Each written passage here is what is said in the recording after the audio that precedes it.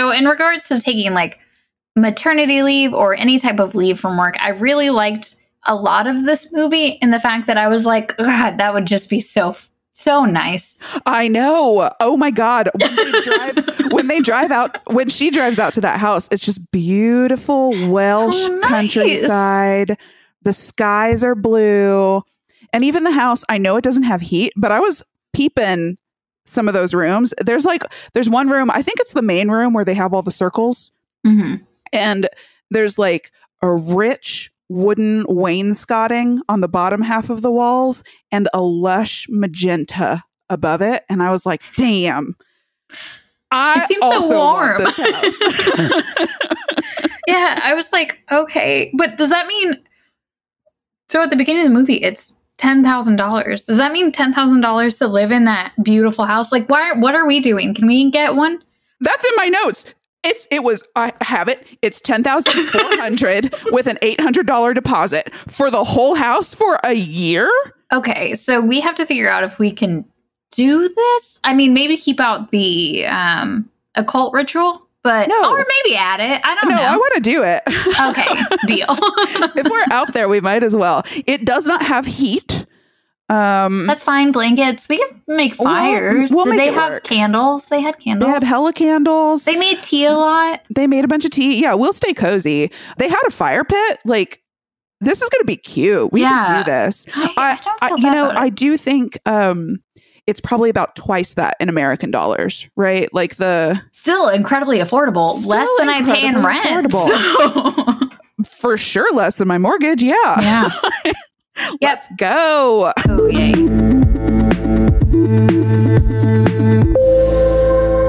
Welcome to Never Show the Monster. I'm Kelly Attaway. I'm Chelsea Hollander. And today we are talking about A Dark Song. I will give you a brief introduction of what that movie is in a moment. But first, I want to ask, if there are so many bedrooms in this house, why is she sleeping on the floor? I had that same question. I thought it might have been part of the ritual. Like her discomfort was part of it. I guess maybe. The reason I didn't think that is because when Solomon is making the list of his demands for participating in this ritual, he says, first of all, I'm taking the room with the bed in it. There are multiple rooms with beds in it. We see them on screen. And even if there weren't, there are rooms with couches in them. Yeah. Do you have to? Oh, I don't know. The ritual itself, and it felt like there needed to be less distraction. Would a bed cause distraction? No. I don't know. Maybe a lot of it was about lack of sleep. Maybe it was something that had to do with self-punishment. I just ordered a book called The Magic of a Dark Song, The Abramelin Ritual in Fiction and Reality. So I will get that book, read it, and report back. I thought about just getting the Abramelin book, and maybe I'll do that too. But that seemed like a lot more homework. So this movie is about a woman suffering from a lot of grief and loss. And she seeks out an occultist to help her perform the Abramelin ritual to conjure up her guardian angel from whom she can ask a favor. And since he is the occultist, he gets to ask one too. I guess that's the terms of the ritual. Everybody involved gets to ask a favor. And this is like a real thing. This is a real ritual. This is not made up for the movie. I think some liberty had been taken. Probably. Because there was Chinese characters written on her, but I don't think that they would normally be Chinese characters. Oh, yeah. Although, are we sure that they were Chinese? Could they have been Egyptian of some sort? Oh, I'm not sure. I looked at Goofs. And somebody said that he had written Chinese characters. Yeah, Goofs on IMDb. There were Goofs.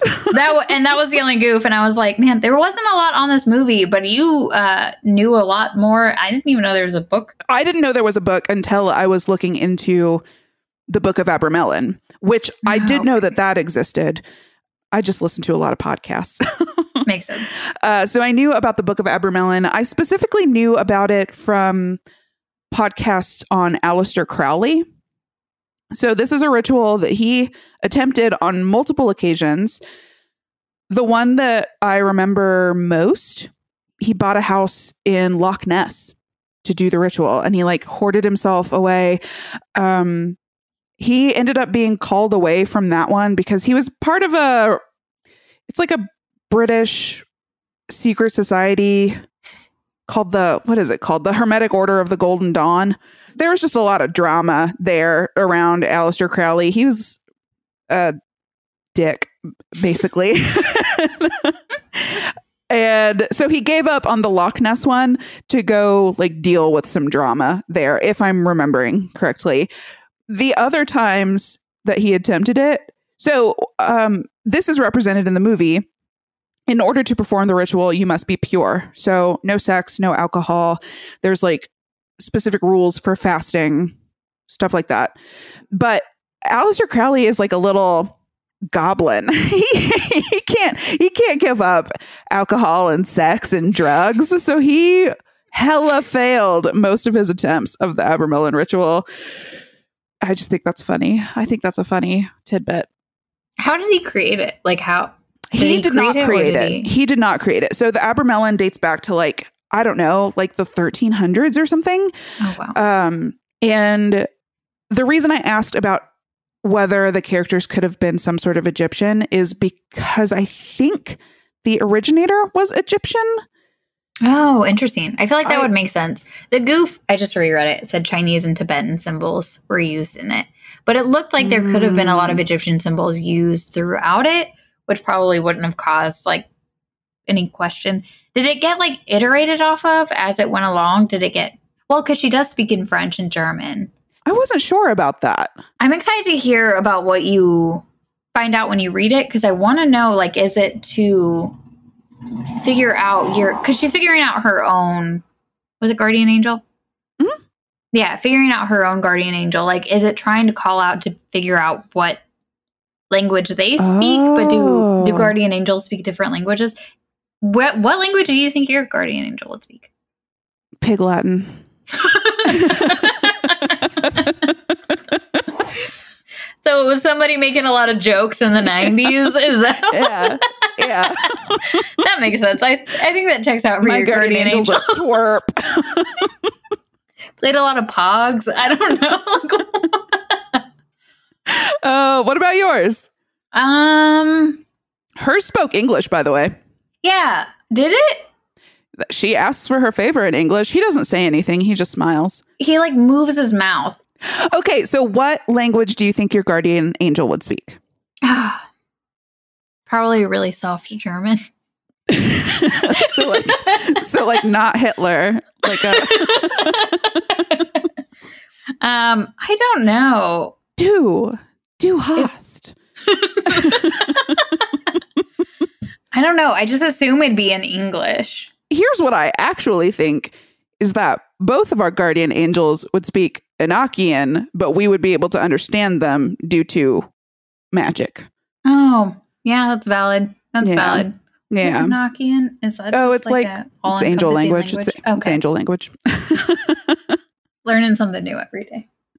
So the movie is very realistic, I think. Yeah, I would agree with that. We talked in the last one, The Possession of Michael King, about the depiction of ritual in that movie. And boy, if you are hungry for ritual, this is the movie for you.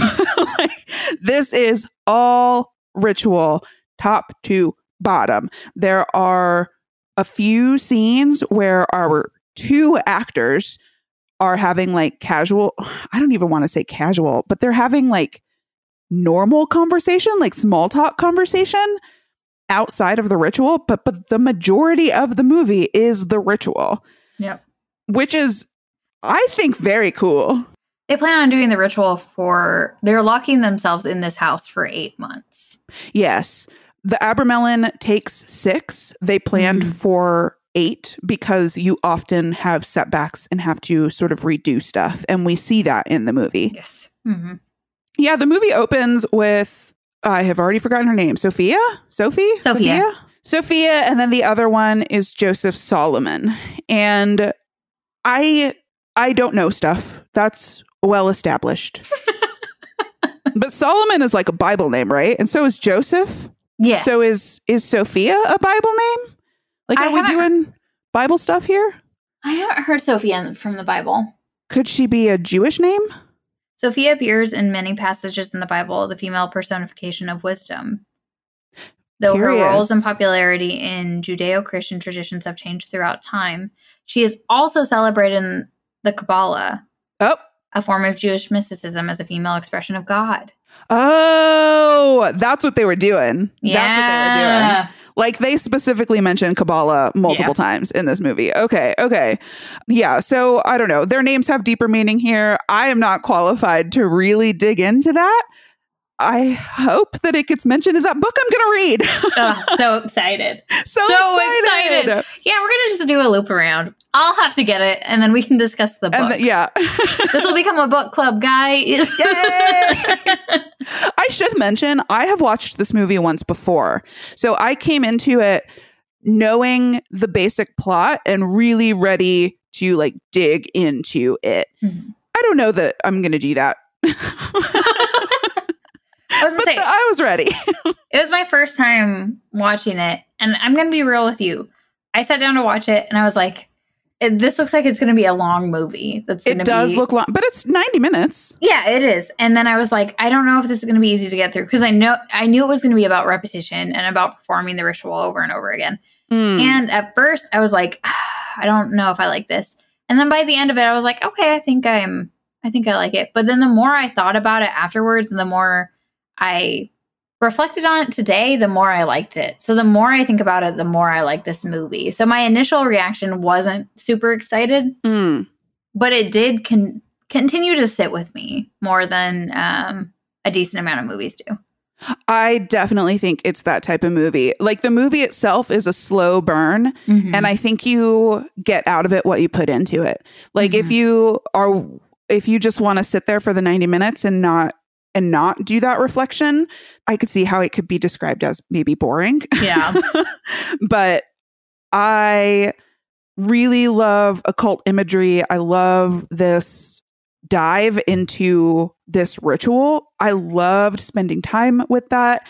And the characters are full of nuance. Mm-hmm. I am just interested, what are your opinions on Solomon, having just watched it once? Because I know how I felt after my first watch. Oh, okay. And how Did you feel now. Differently the second watch? Yes. I mean, he definitely has like a character arc. Obviously, there's like a huge feeling of disgust in the first like chunk of the movie, and there's good reason for it. But then at the end, you're kind of like, oh, I understand why he's doing this and what he's about, and like more understanding who he is as a person. And that's why I feel like that makes sense on a rewatch, that you would feel differently about his actions earlier on. Yeah. Yeah. There are some scenes that I'm going to call out when we get to his super gross actions that are interesting, not excuses in any way, but interesting to contribute to his personality as a whole. So we've established that they're trapped inside of a house for 8 months. They're doing this ritual. She had sought him out to perform this ritual with her. And at the beginning, she tries to talk to him about why she's doing it. And she lies to him and says, I want to contact someone I love. And he was like, I'm not into that. How dare you even talk to me? He's a very brash, abrasive character. He's like sweaty and gross. Yeah, for sure. He's like sweaty and rude. I shouldn't say sweaty and gross. Sweaty and rude. Yeah, in the beginning of the movie. Also, he's wearing a bucket hat. And I don't know if I'm supposed to learn something from that. That's actually the biggest subtlety in the film. It's trying to... He's actually harkening back to your guardian angel. He's like, this is how I let them know that we can communicate. Okay, so he's in that bucket hat when she picks him up. And he asks her who else she's asked. And she rattled off a bunch of names. And I was really hoping that those were going to be real people, but I couldn't find anything about any of them. I really wanted to find the history of a bunch of occultists, but no dice. Okay, the director is Liam Gavin. Mm-hmm. It seems like he did put a lot of conscious thought into subtleties in this movie, though. And that I could not find the budget anywhere. Weird. But it's obviously not a high budget, and they only shot it in 20 days. And when I say it's obviously not a high budget, I'm not trashing this movie. Like, no. It looks like it's high budget, but you know it's not. You know what I mean? Like, yeah, it's like a bottle episode of TV. Like the whole set is just the one place. All you need are some shabby couches with drop cloths over them. Like the bulk of the budget probably went to that angel at the end, you know? Yeah. And I was gonna say, most of the time you only have two actors acting. Like, yep. It's kind of like just focusing on these two people in this one little section. It was his premiere film. Like he had done shorts prior, but this was his debut. And like, I am excited to see, and this came out in 2016. So I'm shocked he hasn't done more. I know. And I'm shocked that nobody has put more money behind something that he's created. He did end up doing the 2 episodes of Bly Manor. Yeah. He directed them?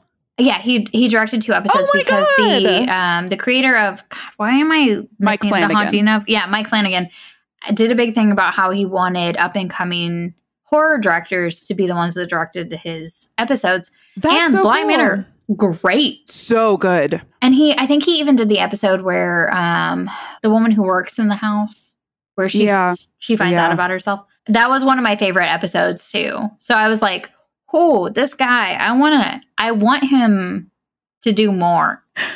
Okay, so they are at the house. This is where she tells him which ritual she wants to do. She hands him like a little booklet of the Abramelin. I guess it's the Book of Abramelin, I guess is what she hands him. And he says something like, oh, Abramelin, you're not fucking about. And he asks her what she's been doing to preparing. This is where we learn that she's been fasting and no sex, no masturbation, no alcohol, etc., etc. And he tells her that he's done this ritual 3 times. Once it worked, twice it didn't. And he asks her why she wants to do it. And she says love. And he's like, that's a crummy reason. And this is where he starts saying, well, the house isn't right. Like he's just making excuses, trying to get out of the situation. Here's my question. He's done this once before. He's met someone's guardian angel. What did he ask for? That's what I want to know too. I have the same question. Because he's like, later on, he describes himself as living a hard life. He abuses alcohol. So he's not a happy guy. Maybe he asked for money. If so, then why? Well, she's giving him a lot of money to do this. 80,000 pounds? 80 quid. Yeah. Oh, yeah. 80,000 quid. Not just 80 quid. 80 quid's a bargain. He at one point says, I don't care about the money. That might be part of it, is that he ended up asking to be rich and then it didn't end up fulfilling him. Oh, maybe. But I mean, money does buy happiness. Let's be real. Money for sure buys happiness. Up to a point. I've read some studies that say that after 70,000, you don't get happier. Yeah, but it depends on inflation in the area of where you live. That for sure is true. Yeah. Like I saw that as well. And I was like, I also just disagree with that. I do bet that there's a cutoff, but I bet it's closer to like 1 million. Yeah, I agree with that. Who wrote that study? Somebody who makes over 70,000, that's for sure. So I don't know. I have been curious about this. I wonder what he asked for. Yeah, I can't think of anything else. It's obviously not hair. It's obviously not hair. Although maybe he did because she has to shave his body later. Maybe the guardian angel was a bitch. Like was like, all right, here it is. So yeah, this is where he says using the Abramelin to force love, it's like getting Titian to decorate a cake. And I was like, who? So I looked it up, and Titian is a famous Renaissance painter. Yes. I recognized some of his work. One of them was Venus was the subject. It's not Venus in the clamshell. Yeah. It's not that one. It's Venus like laying on a chaise lounge or with something. So he's saying he's not going to perform this ritual. He's about to get on a train back to London. He's like talking about fish and chips to this woman who is going through it. And she offers to pay him more. And she finally tells him, okay, what I actually want is to speak to my child who is dead. And he says, oh, that might be something to get up in the morning for. Is it the truth? And she says, yes, but it's not the whole truth. Nope.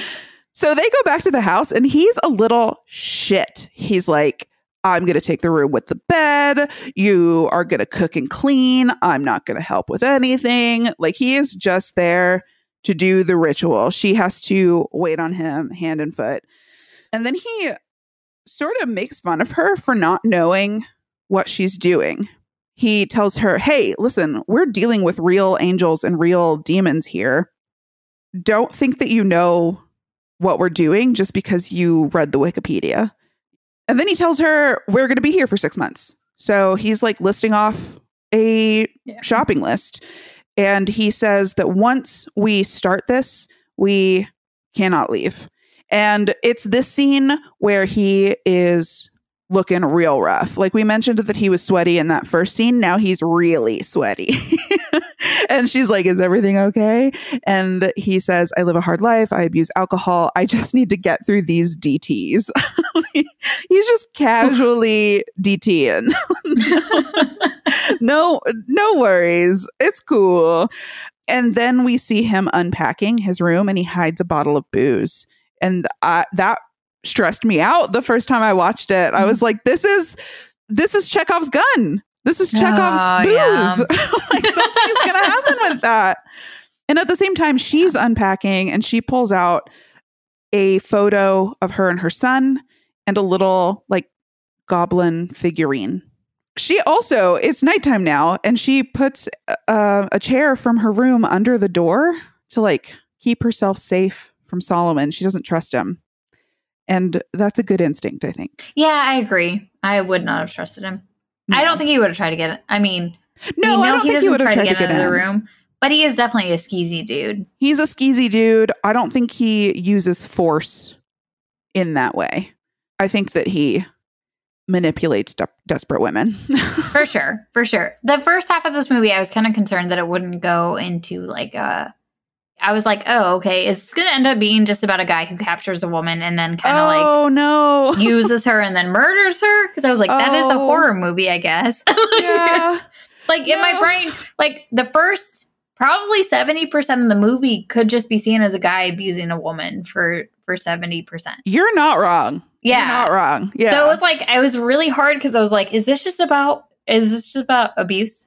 Oh no. What a terrible way to spend most of the movie. Yeah, no, that's what I thought. I was like, is this what it's going to end up being? I'm glad that it went the way it went because it did redefine who I thought Joseph Solomon was. Mm-hmm. Like, I was like, okay, I kind of get where he's coming from now. Don't think he's a great dude, but like, you understand him better as a person by the end of it. Exactly, to Kelly's point, he has something that he wants to ask for as well. And then I think that's the thing that humanizes him the most. I can't wait to get to that because I am excited. That's a really interesting favor to ask. So the night passes without incident. The next day, they both go into town. He goes to the hotel that she was staying at to use the business center, and he prints off a bunch of documents. Here we fucking are once again. Printing. Always my printing. Dog. You are an occultist. What? You've done this ritual 3 times before. Don't you already have it printed off? What is it that we're printing? What is it that we're printing? The pictures to go into the scrapbooks. I don't know if you've noticed, but anytime that there's a ritual and somebody opens a book, they're like, here's my little scrap pieces of things. They're all scrapbooks. Every middle-aged woman is so excited for these. There is like a quick flash later where we see the interior of one of these books, and it's demons, but it's drawings of demons. No, but there is a part where they did stick a picture on top of one of the papers, and I was like, oh, what a cute scrapbook. And I was like, just go outside, get a leaf so you remember this moment outside of this house so you can associate it together. No, you can't go outside. You can't go outside. You're going to break the seal. Here's what you need. You need one of those. You need one of those flowers that appeared in the hallway. Yeah. For sure. So yeah, he's just printing stuff. And she is in town shopping. She's getting their 8 months worth of meat and tea. And she runs into her sister. And we learn that Sophia has recently been in a psychiatric hospital after the death of her son. And her sister's being real high and mighty. Mm-hmm. She's like, what you're doing is dark. Do you think it's godly? And she is clearly very judgmental of Sophia. And Sophia says something. She responds in some way that makes it clear that she does believe in God. Mm-hmm. We do know that she was raised Catholic. That's where she's coming from. And she basically says to her sister, you have 2 children. 2 healthy fucking children. Yes. All I have is a hole. Stay away from me. Don't contact me again. And she leaves. And she also said that the problem that she was having was that she wasn't doing anything. And she felt like she wasn't like committing any action to this loss. Right. So this ritual is a way for her to move forward. Mm-hmm. It's like the possession of Michael King, where the way he was dealing with it was trying to pursue demons. Yep. She's dealing with it the same way. My son is gone. There's nothing I can do in the real world. I have to reach out to the supernatural. That was a pretty painful scene. Yeah, agreed. So they're back at the house, and I wanted to talk about this scene. It's like a small scene, and when I tried to research it, I couldn't find what I was looking for, but I know that I have heard about it on a podcast. They're back at the house, sitting around the fire, and he's like peeling something with a knife. Mm-hmm. And he asks her, do you speak French? And she responds in French, yes, I do. And he asks in German, do you speak German? And she says, yes, I do. And he cuts himself. And he's like, did you just fucking lie to me? And turns out she does not know German. She says, I can make myself understood. And he's like, a half-truth is a lie. You can't do that. You can't do that. We're fucking around with big shit here. You can't go telling half-truths expecting it to fly. And that test where you're cutting something, mm-hmm. where you're peeling something, and then you cut yourself when the person you're interviewing tells a lie. I've heard about that before. Really? And I'm pretty sure I heard about it in that Aleister Crowley podcast. Oh. But I couldn't Google my way into it. So listeners, if you know what this is, send me a link. I want to know more. So yeah, next morning is the morning before they seal themselves into the house. So she goes on a long walk on the Welsh moors, and she encounters a dead dog covered in maggots. And I was like, that is not a good sign. I would probably call this off. Like, that's an omen. Yeah. Maybe let's not do this. But they proceed. They seal themselves into the house with salt. Here's my question. What if there's a storm? What if the wind blows that salt away? So I think that the wind did blow the salt away, because you see later in the film that salt isn't there so much anymore. It's not there so much, but it's still like, but it's enough to break the seal. No, they don't break the seal. But I'm thinking in terms of like when you're trying to protect yourself. Thank you, Supernatural background. Thank you, Supernatural. Yeah. There was enough that a ghost could get in. But humans, I guess, can't get out. I don't know. Yeah. I don't know salt rules. Okay, read the book and then we'll come back around to it. I'm going to read the book and then I'm going to read the book. God damn, I wish I knew about this book before today so I could have read it for the episode. Yeah, so they're sealed in. They're sealed in. The ritual is beginning. And he is once again slicing something up at the kitchen table. We learn it's a toadstool, which he feeds her and makes her throw up a bunch. I didn't know that toadstools did that. She knew it was going to be bad. This is probably my lack of captions. I didn't know it was a toadstool. I, for some reason, thought it was shrooms. And I was like, another drug movie. Let's go. Nope, just a toadstool. Oh, that sucks. Makes you vomity, I guess. But while he was I did see her vomit. So I assumed, once again, drugs. Yeah. Well, mushrooms do that to people, too. Yeah, mushrooms, exactly. Yeah. So I was like, no, that's okay. She's doing shrooms. No hallucinations. But she didn't hallucinate. Yeah, she didn't do anything afterwards. And I was like, maybe it's a weird trip. I don't know. Yeah, just a toadstool. He said that you have to make your body pure. You have to get all the gunk out. So, gross. And now the ritual begins. So we see Solomon in a dope-ass robe, and he's just doing magic all around. That main room, you remember, with the wainscoting and the magenta, he draws 5 circles on the ground. There's one in the middle. So he says that the 5 circles are for the 5 elements. And during the ritual, we will pass from one circle to the next. The middle circle is where the angel will appear. And that's where we ask our favors. The different rooms of the house also have different rituals set up. And I don't really understand the relationship between the different rooms and the circles in this room. It kind of just clips through it. So hopefully this book will tell me. What if it tells you have to be in like a 15-room house?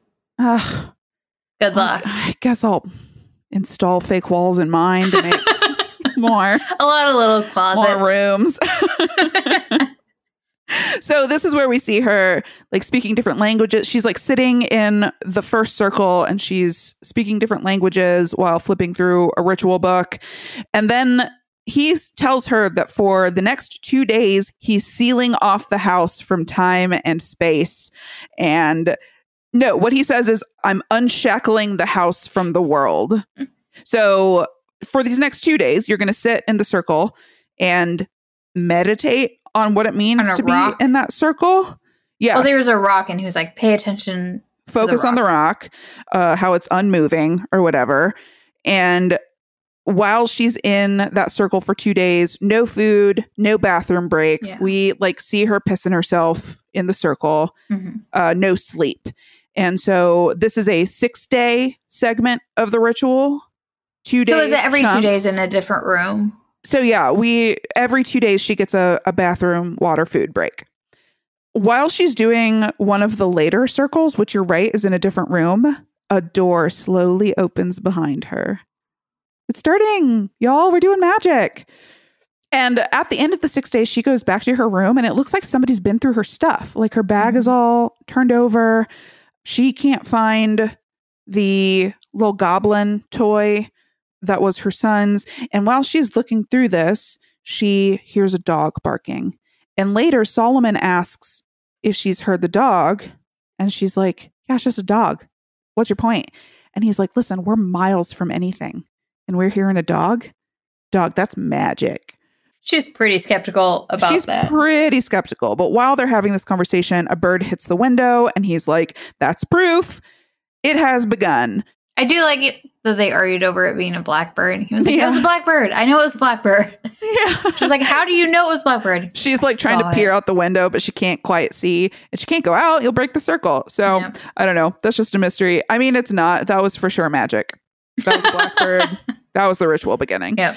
And so we get another sort of ritual montage, and he's saying each circle is very hard to master. Each one is going to take weeks. And we just see like crazy imagery. He's pouring water over her head and she's like shivering and looks terrible. And she falls over and says that she needs sleep. And he's like, no, you can't do that yet. And during this montage, this is key. There's a ritual that requires her to forgive. And she says, I don't do forgiveness. And he's like, well, that's the ritual. And she repeats, I don't do forgiveness. And fortunately, this occultist has been around the block a few times, so he knows a workaround. Regrettably, this workaround involves her drinking a wine glass of his blood. I did appreciate her response to that, though, being like, but there's things like hepatitis. Can I drink my own blood? Can we do my own blood? Can I do my own blood? And he's like, do what I say! Drink it now! It's congealing! So she drinks it, and she is choking it down. Like she is not having a good time. And she finishes and she sets the glass down and he says, drink it, it's congealing. And the glass is full again. Yeah. And she's trying to tell him, no, but I just did. And he's like, do what I say. So she has to drink it again. I was like, oh, it is the magic is happening. The magic is happening. We are deep into this ritual. And there's sort of a brief scene next where she's back in her room and she takes out the photo of her son and she tears herself out of it. And I'm going to want to talk about that later. Oh. So this is one of those weird conversations where the two of them are just sort of chatting. Like, you can't be doing the ritual 24/7, right? So they're like at the kitchen table smoking cigarettes. They just had dinner or whatever. And she asks him what all he's seen. And he says gods and demons. And he tells her it all scares me. Mm-hmm. And she asks, is that the point? And he says, no, the point is to know, to see the architecture. And she asks for power. And he says, no, knowledge. But isn't knowledge power? I think it depends on how you use that knowledge. Yeah. Like, I want to read this book about the movie, but I don't necessarily want to do the Abramelin ritual, you know? Like, I want the knowledge, but maybe knowing that you could is a sort of power. I don't know. Yeah. I thought that this was very interesting. Like, he's just a curious little boy. Yeah, I agree. But at that point, just trying to use like logic to figure out the world. Because he talked about, he was like, what did he say? He said like math is finite, but religion. Science describes the least of what something is. Religion, magic, bows to the mystery. Yeah, I thought that was a really good line. I agree. And I think that that's sort of critical to understanding who he is. Yeah. Like, I genuinely think that he just wants to know what's out there. And I think he's seen enough to know that the end for him will not be good. Yeah. He talks about the damned. I don't remember. I didn't write it down. I don't remember this. He was like, most people in the world are damned. I guess he's like, you're damned. I'm damned. That's just what's going to happen. Like, no one's really that pure. He definitely believes that of himself, right? Like, oh, for sure. Yeah. We later learn, and this line is great too. We later learn that the favor he wants to ask of her guardian angel is invisibility, so that he can escape from the world and experience some calm before the howl. Like, he believes that his afterlife is going to be dreadful. And he just wants to be invisible. Yeah. Leading up to that. I don't know. Maybe it's like a iteration of The Good Place where everyone is damned. Like, everyone is going to the bad place. Did you watch The Good Place? No. Oh, okay, never mind. I do know that it is the bad place. Okay. Well, everyone goes to the bad place because no matter what you do, you're damned. Because everyone? Yeah. Everyone up to a certain point. Yeah. The thing is, it comes to like, oh, I bought this apple, but this apple was created with child labor in a foreign. Like, everything you do has so many points towards it. Like, that's what The Good Place is all about, is what is actually good. I don't want to be like, that's what he's getting at, what Solomon's getting at, but everyone is kind of damned. Like, I don't know how anyone could go to a good place if there is a good place, because I have not felt like anybody's been fully good. I don't know anybody who I could consider fully good. Even like Mother Teresa. Didn't she even have a like No, a Me Mother Too Teresa moment? was very bad, actually.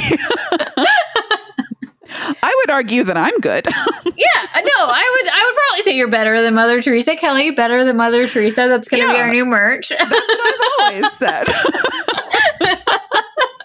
So we think Hitler's good, Mother Teresa bad. That's what we've gotten to in this podcast. Oh no. I'm just kidding, guys. I know you listened to that episode. I do not think Hitler is good. Nobody thinks Hitler is good. Not even a little bit. We do think Mother Teresa is bad, though. We think everyone's bad. Mother Teresa, probably less bad than Hitler. Less bad than Hitler.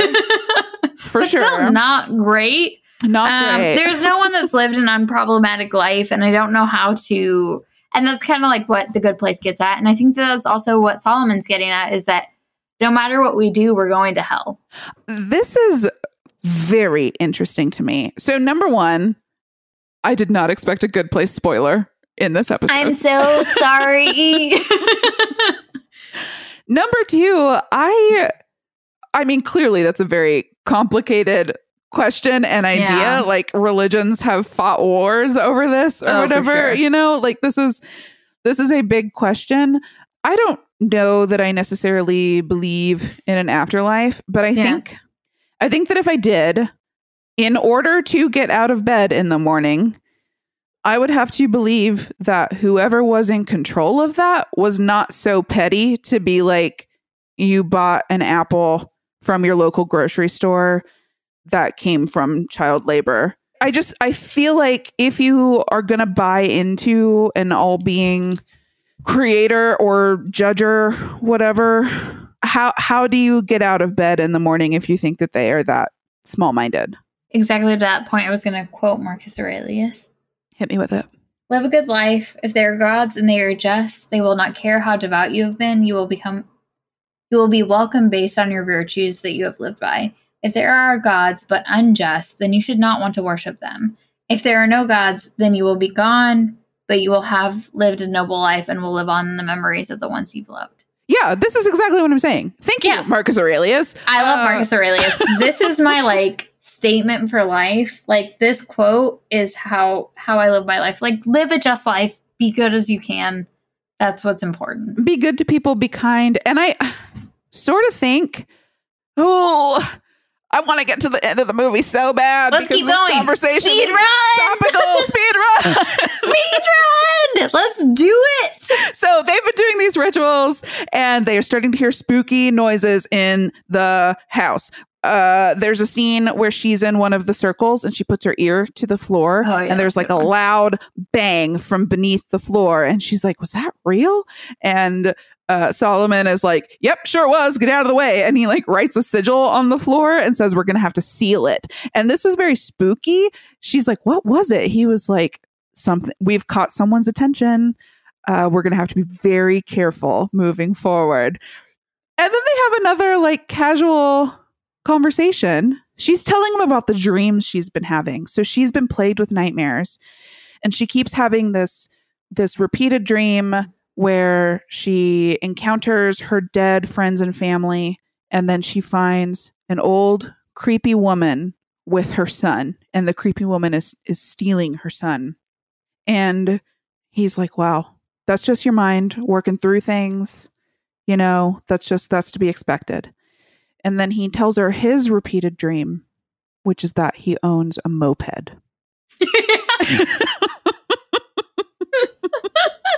And they have a good laugh. And this was so well timed in the movie. It was like a reminder that these are just two human individuals. They're just people. Yes, they both are deeply flawed and going through whatever it is that they're going through. But dumb shit is still funny. I really liked the scene. Now we're coming up on a rough scene, an upsetting part. So this is, we've mentioned this a couple times. He's painting sigils on her back, or symbols. I guess they're not sigils. I guess they were Chinese and Tibetan. Mm-hmm. He's painting something on her back, and she takes off her bra while he's doing that. She's laying belly on the ground, so he doesn't see anything.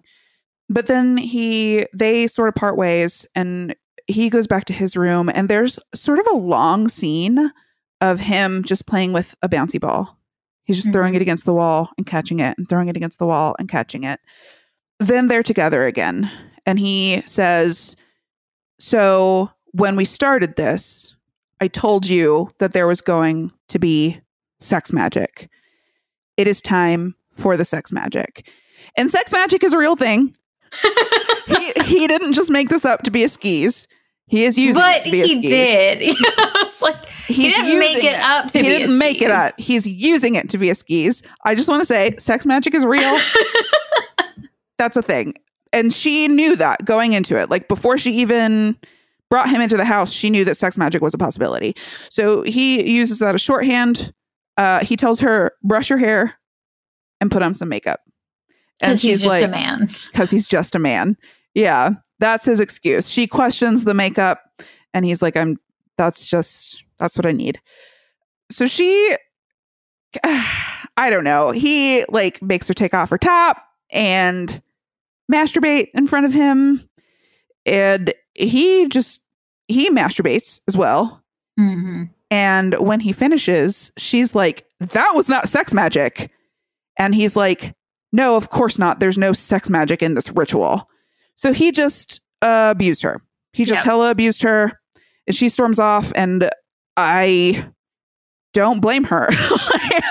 I would be so pissed. Like, and she rightfully is. Rightfully is. That was horrible. That was such an abuse of not just her, but of his power, which I guess is how abuse typically works. For sure. Wow. That was a really hard scene to get through because I was like, oh, because at the beginning you're like, okay, I guess this is part of the ritual. Very uncomfortable.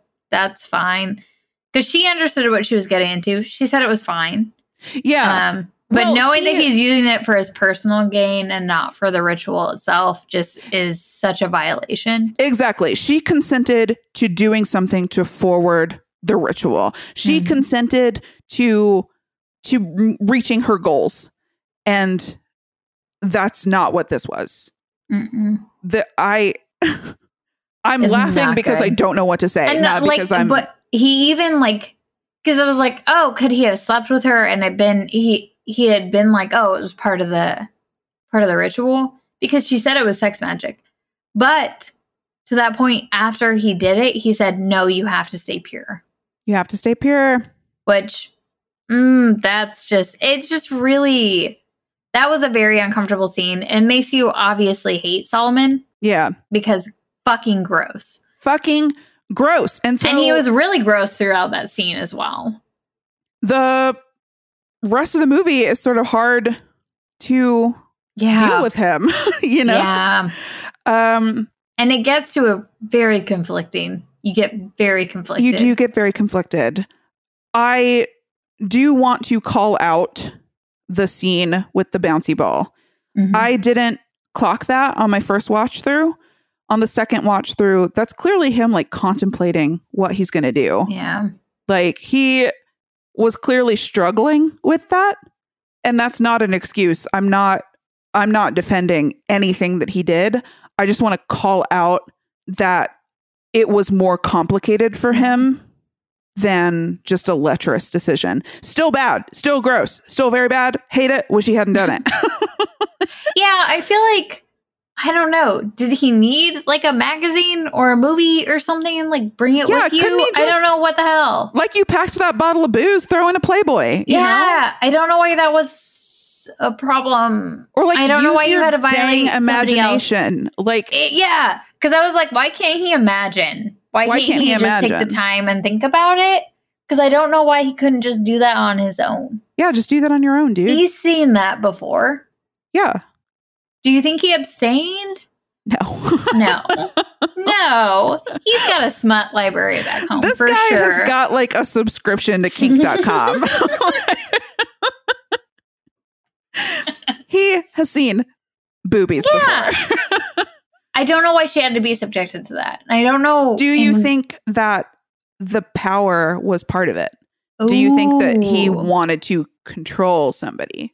Based on what he said, yeah, 100%. I think you're right. Oh no, now I'm walking myself back. Maybe he just wanted the knowledge of what her puss looked like.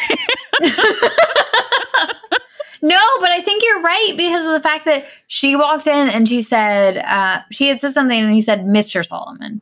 Mr. Solomon. He did have a control. You're right. And then when she's taken off her top, he says, slower. Yeah, I think you're right. I think it is a control thing. Yeah. I think that you're 100% right. Yeah. Gross. I mean, it's not gross. If that's your kink, that's fine. No shame in consensual kinks. Absolutely not.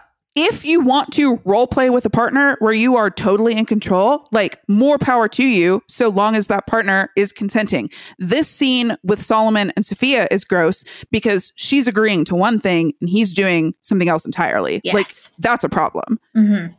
Do whatever you want, sexy time wise, so long as everybody is a consenting adult. Amen. Okay, so that happens. And the next morning, she is still committed to the ritual. And that means doing the cooking for Solomon. But that allows her to piss in his breakfast, which is like a stew or something. Yeah. Yeah. Hell yeah. I don't know if you guys are noticing. There's a slow clap happening. Good job, Sophia. Good job. So she pisses in his breakfast, and when he comes in the morning, she like throws the ladle and is like, serve yourself, I'm not hungry. Big fan. Big fan. Big fan. But then they have to get past that. They do have to get past that. But the next part is also not good. Also not good. So she's pissed because they've been through the ritual once and it didn't work. It didn't work. No angel. She's threatening to leave. She's like got her coat on. She's got her bag. She's about to walk out the door, and he panics and says, don't open the door. We'll be fucked. Cross the line and we'll be stuck here forever. So she stays, and they've got to do the ritual again.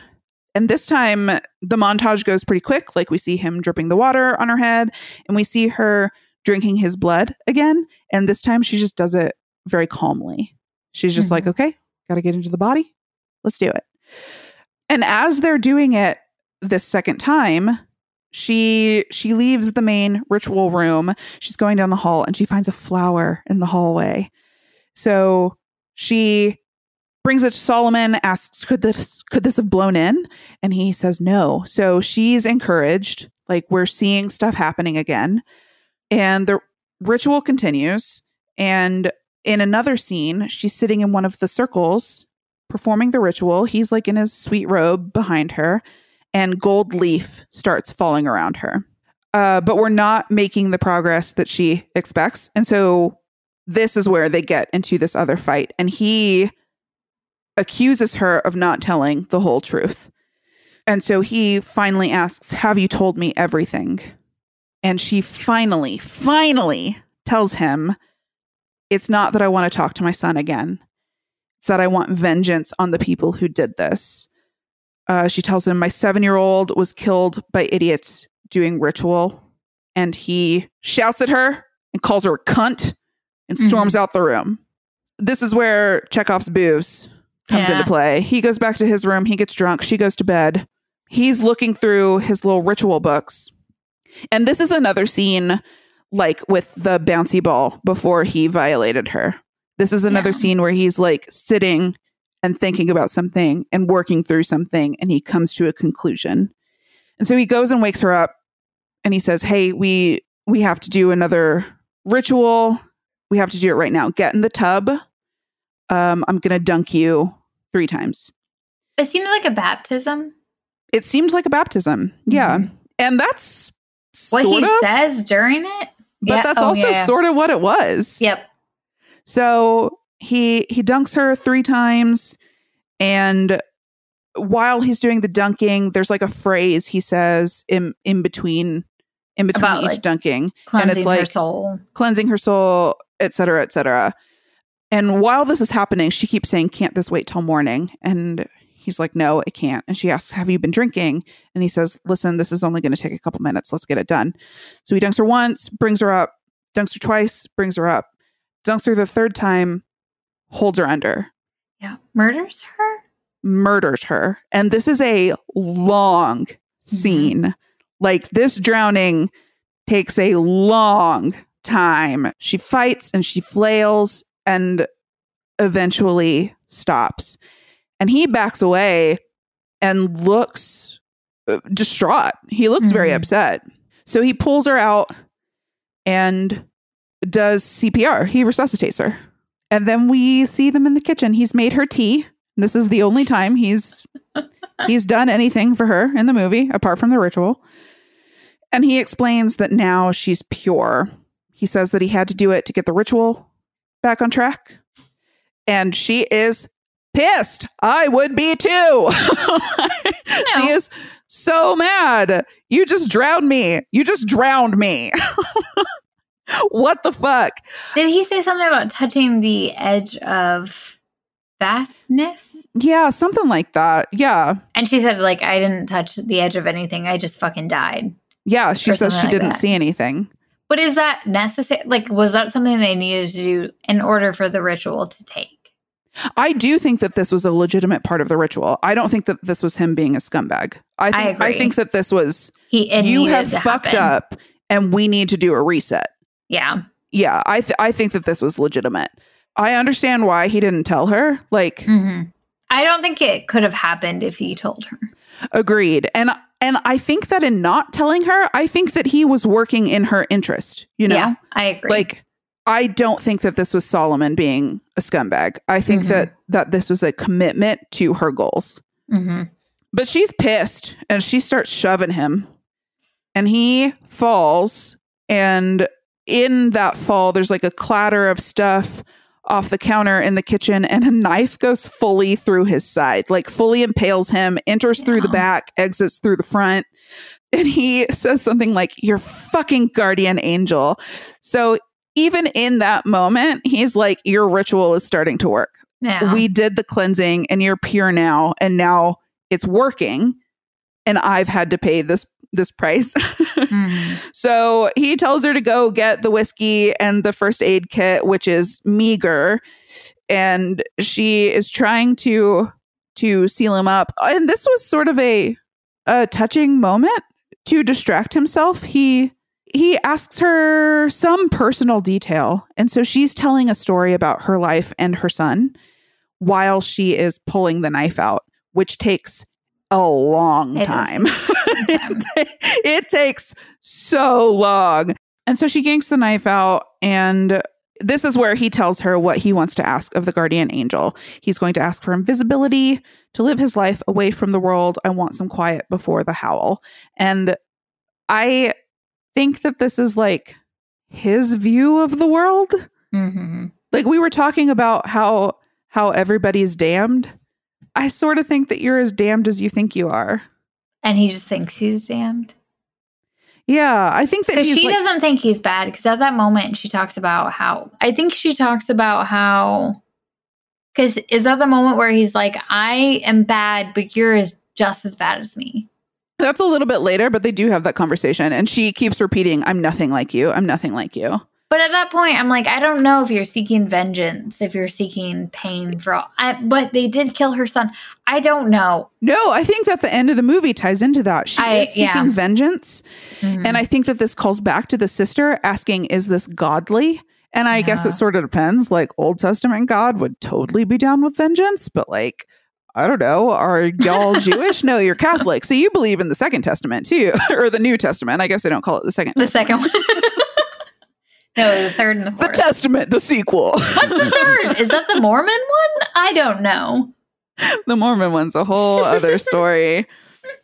Yeah, I don't know. I think that this is complicated. I think that he decided he was damned a long time ago, and he's just committed to being damned. Yeah. I think that he can't see anything else for himself. Yeah. So the next morning, after Solomon has been stabbed, Sophia wakes up and she hears a baby crying and a door rattling from down the hall. And so she goes to investigate, and she goes into a room with a bed. Yeah. Sleep in the bed. Yep. But while she's investigating that, someone walks across the hall behind her. She doesn't see it. She senses it. We see it. So she goes to investigate that, and there's a couch in that room. Sleep on that. Yep. I don't know. I'm salty about her sleeping choice. But the room is empty. There's like a blood stain. There's like a blood stain. And I was like, I wonder if that means anything. And I bet it does, knowing the rest of the movie, but I don't know what it was. So this is where they have that conversation where he tells her that she's no better than him. And she's like, we're not the same. Because he asks her, all she's told him so far is that she wants vengeance on these teens. And he finally asks for details. And she describes that she wants a horrible death for them, and she wants them to be damned forever. And that's when he's like, well, then you're no better than me. This is sort of where I was thinking about, what did he ask the previous guardian angel when his previous Abramelin was successful? Did he ask for revenge on somebody? Maybe that's why he abuses alcohol. Are you racked with guilt after doing that? Do you assume that you too will be damned because you've wished that upon somebody? I don't know. Am I reading too much into this? Yeah, I would hope that he would have the foresight to be like, don't do that. I did that. But that's also one of those things that, like, you can't tell somebody not to do that. Yeah. Like, they're going to do what they need to do. But he could have backed out of doing the ritual. Yeah. So I don't know. Yeah, I don't know. Maybe not. I just was very curious at this scene.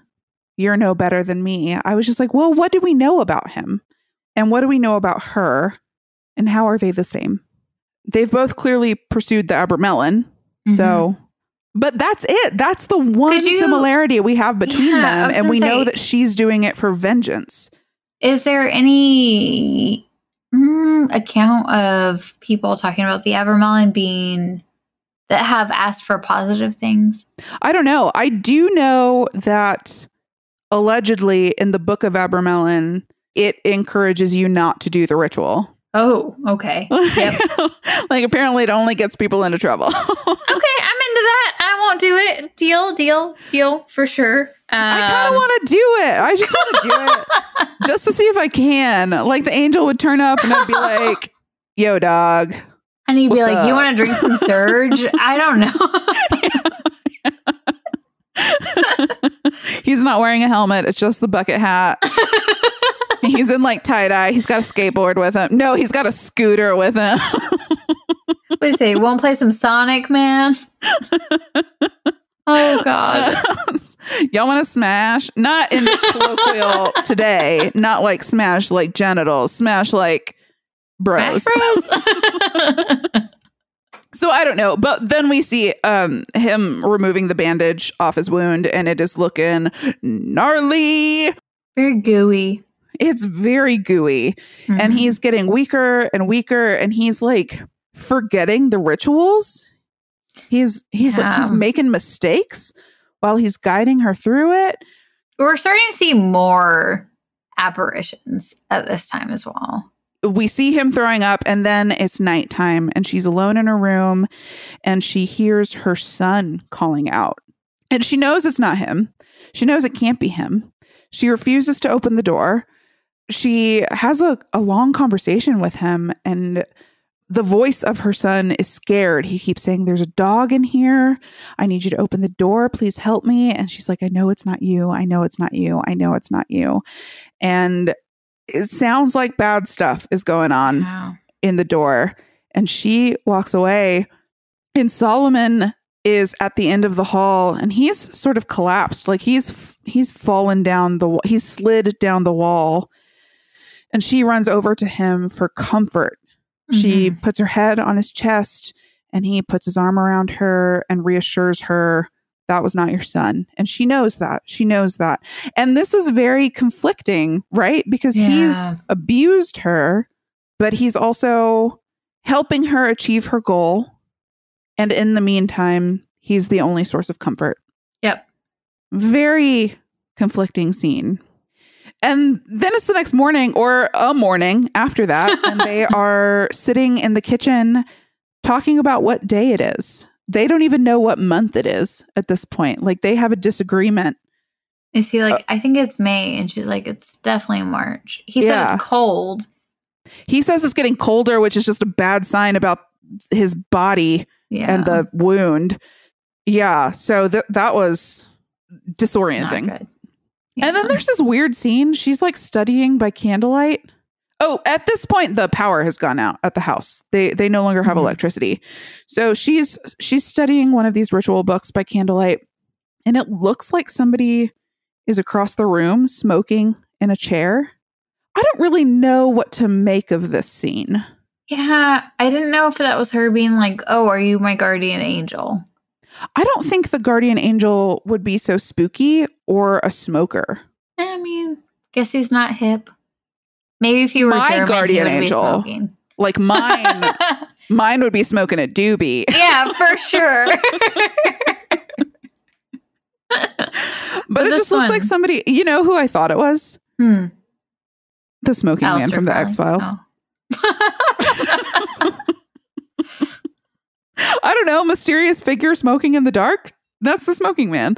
I don't know. She goes over with her little candle and nobody's there, but a recently lit cigarette is. Yes. So that was for sure something. And I don't know what that has to do with anything. It doesn't really come back. No. It's just like, I think it's trying to be like you're opening the world. I guess so. This house has become open to all sorts of supernatural. So all sorts of demons for the most part. Because just like the last movie we watched, like it said that for the most part, demons are willing to chat. But angels not really into it. No.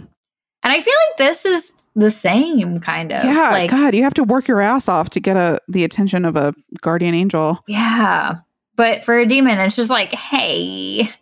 But he does it low key and he's like I don't want to be like non-confrontational, but like, you know, he's negging. Yeah, so she has this weird scene and then it's a huge bummer. She goes to Solomon's room. Yeah. And he's doing real bad. He's shaky and pale and shivering in bed.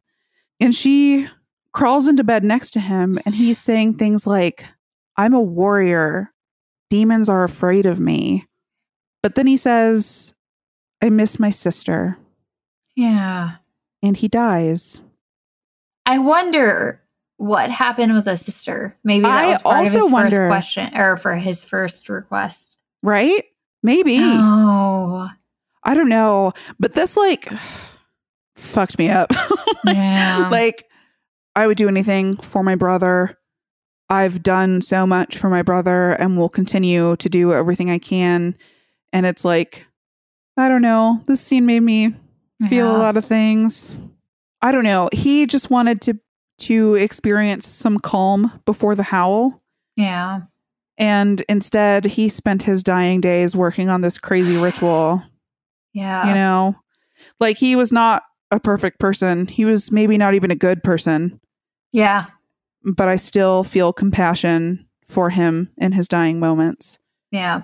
Like that's a gruesome way to go with a horrible infected wound in your side with a stranger missing someone you care about.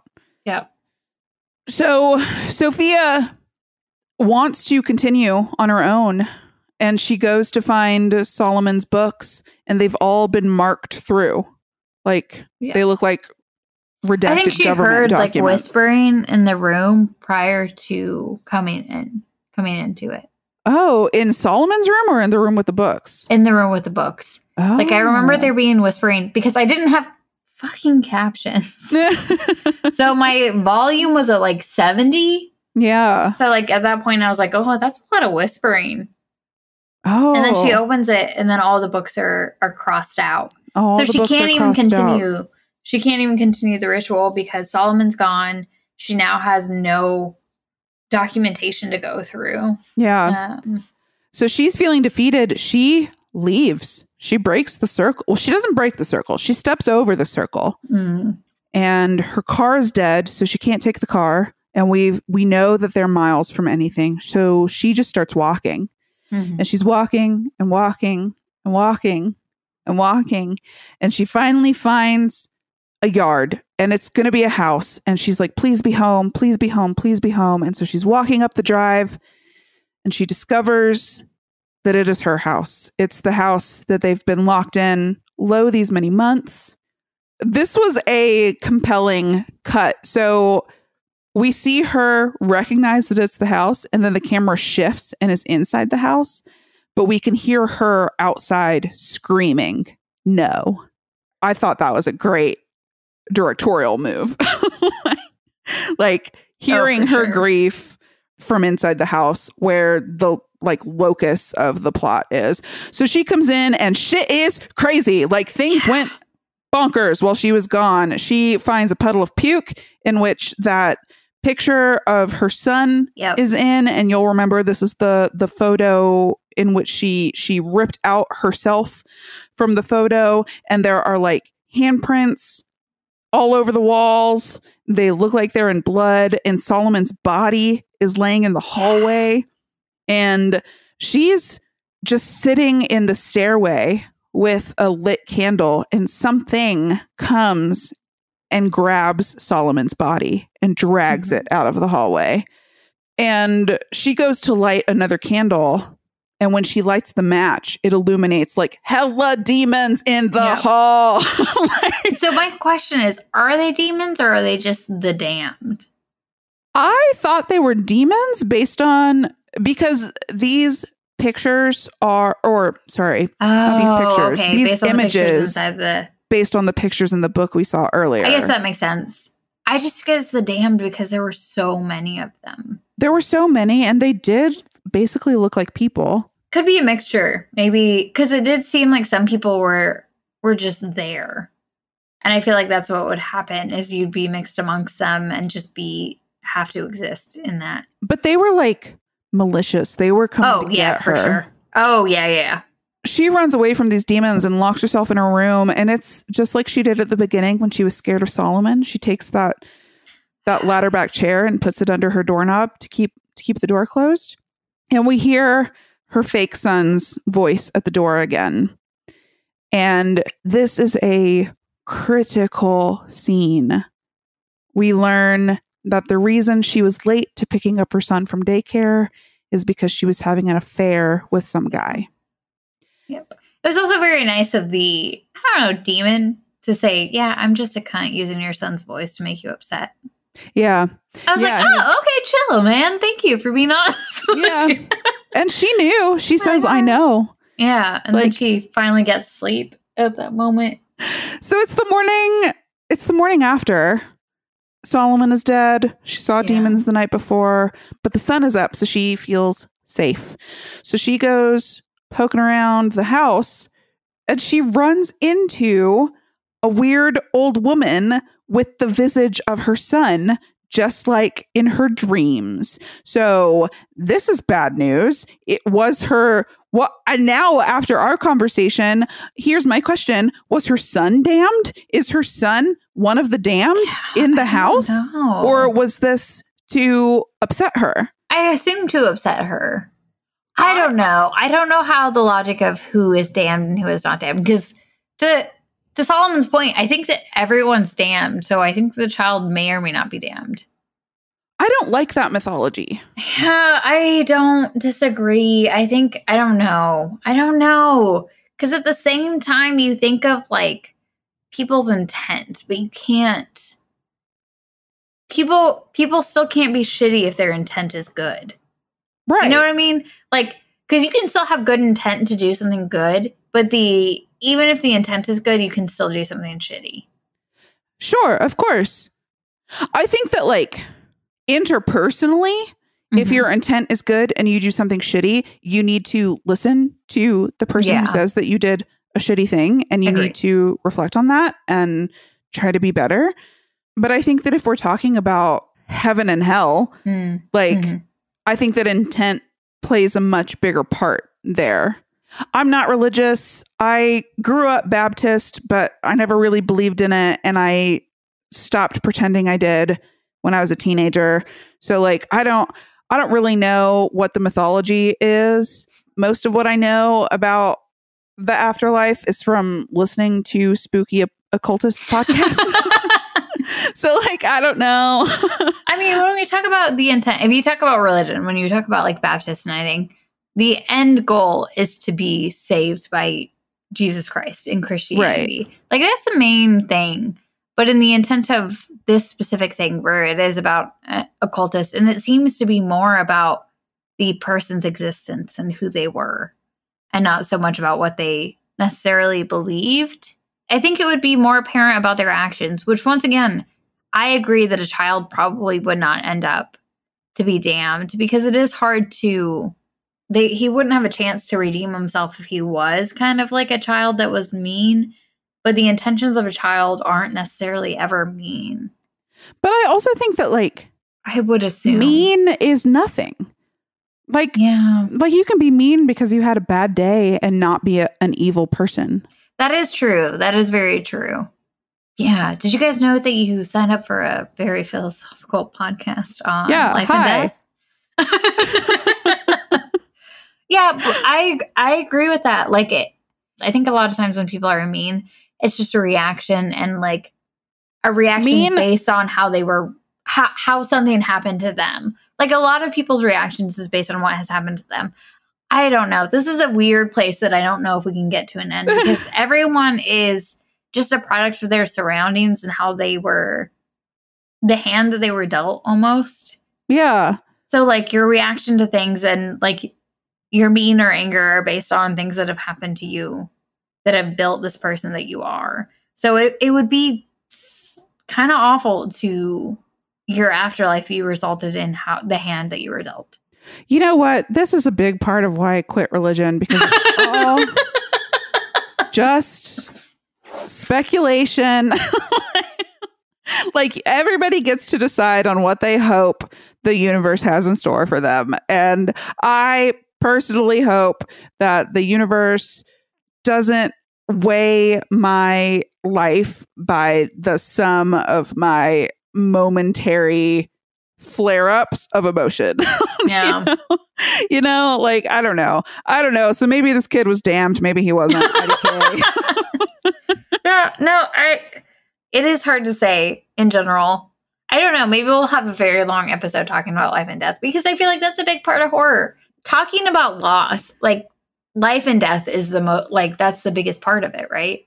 And that's sort of what you're getting at. Like she's doing the only reason she has gotten herself into this situation, Sophia, is because of the loss of her son. Yeah. Like she doesn't wish damnation upon these teens because she's evil. It's because of pain. A series of situations that occurred and pain. Yeah. Like this is complicated. Yeah. How do you measure the worth of a person? How do you measure the goodness of a person? If you guys know, please tweet us at NoShowMonster. Yeah. Yeah. So anyway, the demons and or the damned whack her.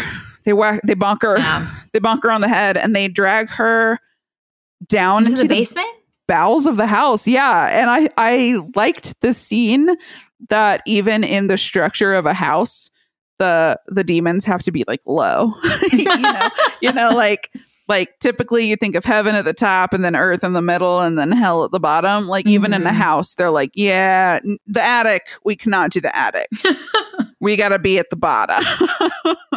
And that makes for a really nice scene when she tries to get away from them. So she wakes up in the basement, surrounded by the demons or the damned, and they cut off one of her fingers. Yeah, that was pretty bad. That's straight up with like a wire cutter. Yeah, that was not good. Yeah. It was very like mob hit style. You know? Like I was like, man, maybe these people aren't that bad. For a second, I was like, maybe they're not demons. Maybe they're just like, maybe that's why I was like, are they the damned? Are they demons? I mean, cutting off her finger is very demonic.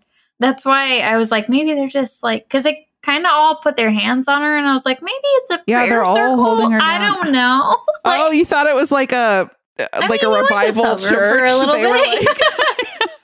Well, I was like, maybe they're all trying to be like, let's talk about your son. Like they were doing like laying of hands. They were like, okay, I thought there was like a thing. I thought it was going to be very positive. Her. So they could cut her finger off. Which they successfully did. Oh yeah, they got that baby. And so she breaks off trying to run, and as she's running, she sees Solomon's body on the floor of the basement. Yeah. And hated that. But she's trying to climb up the stairs. So we see her fighting against these hordes of demons and or damned beneath her, trying to pull her back. And she's trying to climb up the stairs. And all throughout this movie, she's been so tough and strong. And we see her in this scene panicking and saying, I'm sorry, I'm sorry, I'm sorry. And then we see a light from above. And that sort of fends off these entities in the basement. And she's able to finish climbing the stairs. And there's a glowing coming from the room with all the circles. And she enters into it, clutching her bloody fist that's missing a finger. And her guardian angel is standing there, kneeling there in the center circle, just like Solomon said he would. He's giant, holding a sword. He's giant, holding a sword. He's very bright and all gold. He's wearing gold armor. Mm-hmm. And this looks pretty bad, right? Yeah, it was.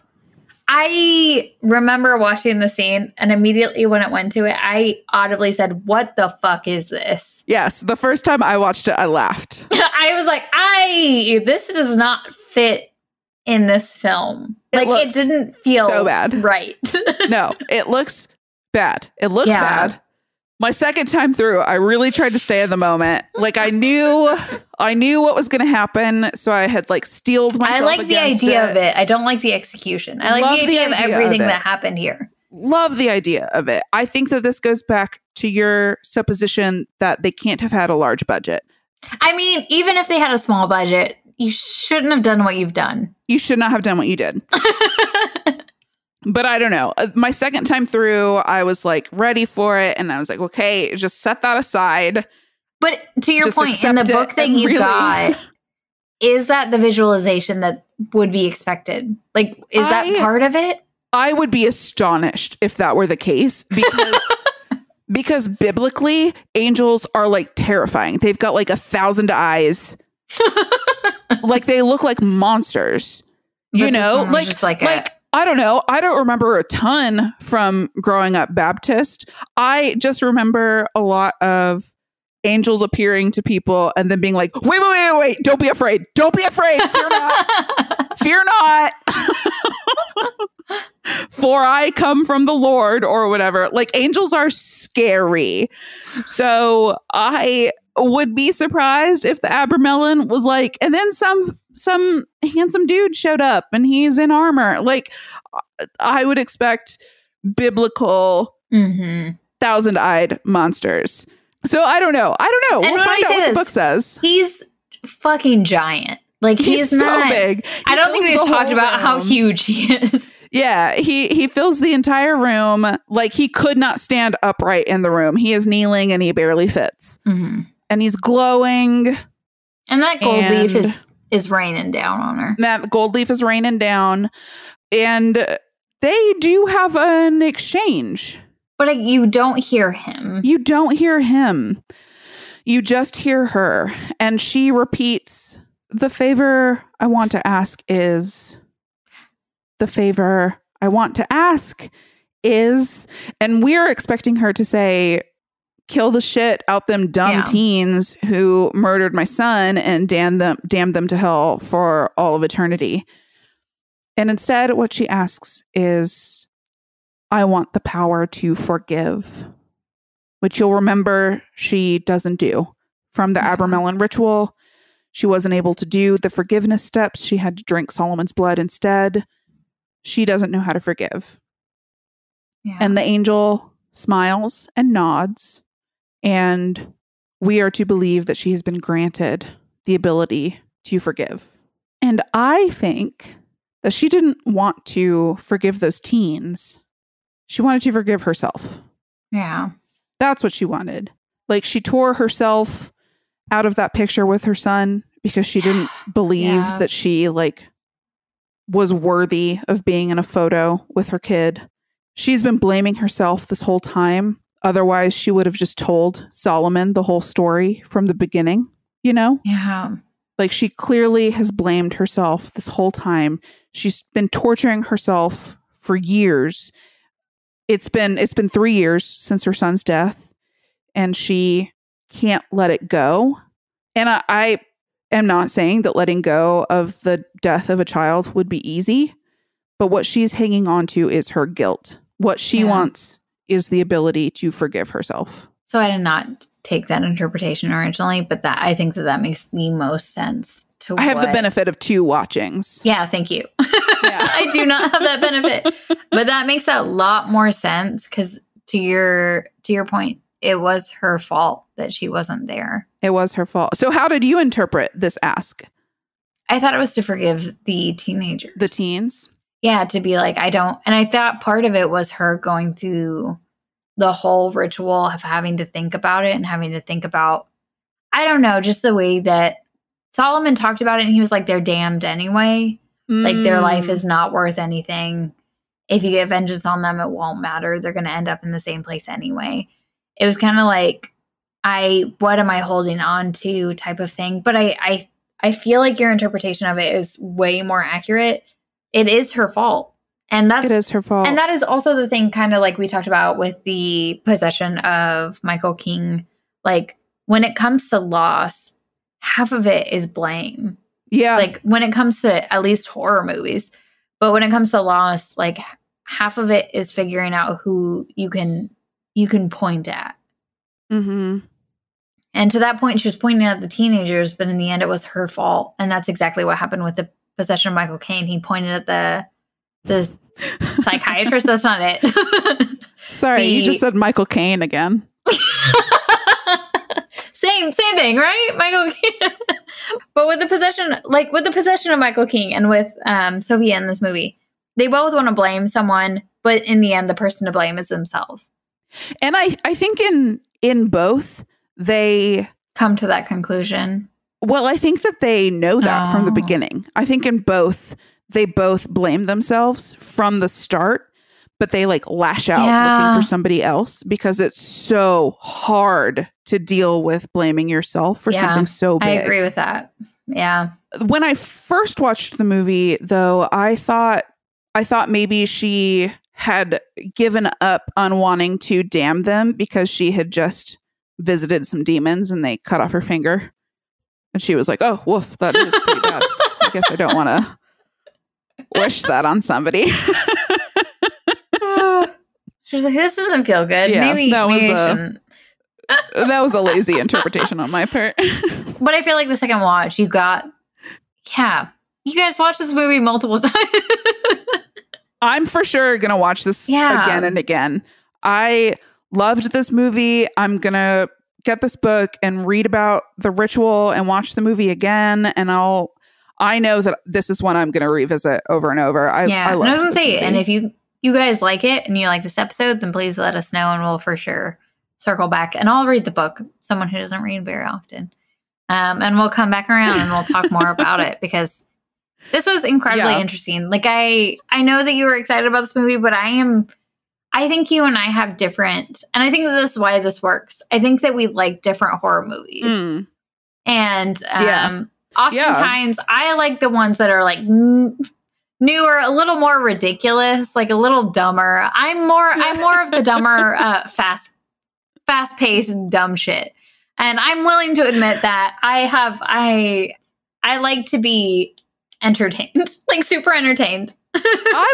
Okay. No, I do agree. You know that about me. I feel like you will consistently bring in movies that I probably would not have looked at. Oh, okay. That's good. I agree. And because of the fact that like I probably would not have chosen this movie for that reason. Like I probably would have looked at it and been like, ooh, this is going to be. And I even said that going into it. Like I'm not going to lie to you. Just like with the possession of Michael King, not Michael Caine. I was like, this is going to be hard to get through. And I kind of dreaded watching it. But both times I've been like, ooh, yeah. So at the end of the movie, she asks for forgiveness. The angel nods and smiles, and he presumably grants her that. And there's a scene where she does like a water burial for Solomon. She takes his body out into the lake behind the house and sends him off into the water. And I like to think that this is his invisibility. Aww. Like he died and nobody's going to know what happened to him. He's just going to disappear off the face of the earth. And he's going to be at the bottom of this Welsh lake. Is that the same granting he got before? It was like, here's more hair on your body. Here's your invisibility. Oh. No one's going to care. Here's your invisibility. Bummer. Yeah, like she got an actual angel, but he's been getting like... Whenever you talk to Jen. Genies. Yeah. Like, here's the like... Yeah, I'm going to grant you your wish. It's not going to be what you want. It's going to go bad. Yeah, so she sends him out into the lake, and then she leaves the house. She leaves the salt circle. She gets in her car, which starts this time. And I really liked the very end of this. So she's driving down this long road, leaving the house, and all of a sudden, a car drives past her and she like shivers and the light changes and it's like she's re-entering the real world and she's like fighting back tears. Like she's experiencing very strong emotions. And I just really liked that moment of like re-entering the world. This whole movie has been untethered and she's back in it. We get to hope that she mends her relationship with her sister and maybe makes a new family. Like, I don't know. It just seems like she's going to be okay. I really liked it. I agree. Movie. Are we saying that to solve our problems, we should stop going to therapy and go do the Abramelin Ritual? Yeah, that's what I'm saying. Great movie. Would recommend. Yeah, this was a good movie. I would recommend. I'm going to watch it again. And next week we're talking about Wicked. Next week we're talking about The Dark and the Wicked. Yep, Dark and the Wicked. 2020 movie, horror director movie. Director of Strangers? Yeah, he did The Strangers. Oh my God, he did The Black Coat's Daughter. I don't know what that is. Yes, you do. You watched it. You did watch it. Did we watch it? I watched it and then I made you watch it. It's the one with Sabrina. Oh, I do remember that. Yeah, I didn't realize it was the same guy. Now I'm ultra excited for The Dark and the Wicked. Nice. So I now we're hyping it up. I sort of put this theme together of Lost because I really wanted to do a dark song. So I sort of made the other movies and I just picked this one based on themes from what I could Google. I didn't realize it was the same guy and now I am very excited. Okay, so this has been Never Show the Monster. I'm Kelly Attaway. I'm Chelsea Hollander.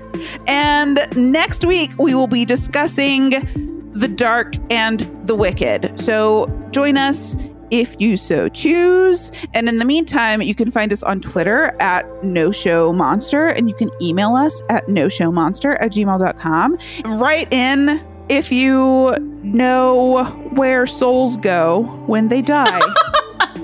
Please and happy spookies! Happy spookies.